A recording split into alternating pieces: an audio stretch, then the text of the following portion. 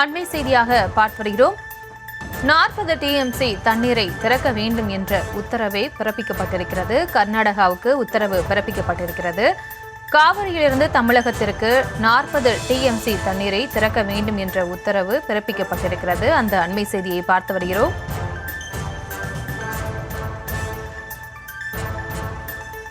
இது தொடர்பான கூடுதல் விவரங்களோடு இணைக்கிறார் எமது செய்தியாளர் மதியழகன். மதியழகன், வணக்கம். விவரங்களை வழங்கலாம்.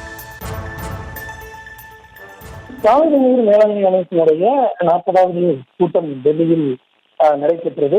இந்த கூட்டத்தில் தமிழ்நாடு, கர்நாடகா உள்ளிட்ட மாநிலங்களைச் சேர்ந்த அதிகாரிகள் கலந்து கொண்டனர். இந்த கூட்டத்தில் தமிழக அரசை பொறுத்தவரை மேட்டூர் அணையின் நீர்மட்டம் 110.74 அடியாக, நீர் இருப்பு 79.508 டிஎம்சியாக உள்ளதாக தெரிவிக்கின்றது.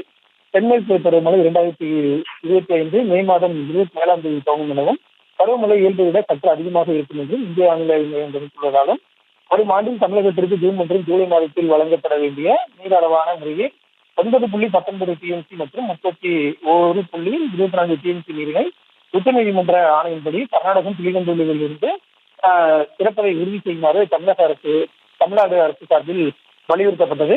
இந்த நிலையில் கூட்டத்தினுடைய முடிவில் காவிரியிலிருந்து தமிழகத்திற்கு உச்சநீதிமன்ற தீர்ப்பின்படி ஜூன் மாதம் திறந்துவிட வேண்டிய 9.19 டிஎம்சி தண்ணீரையும், ஜூலை மாதத்திற்கு திறந்துவிட வேண்டிய 34.24 டிஎம்சி தண்ணீரையும் கர்நாடக அரசு திறந்துவிட வேண்டும் என காவிரி மேலாண்மை ஆணையம் கர்நாடக அரசுக்கு உத்தரவு பிறப்பித்திருக்கிறது.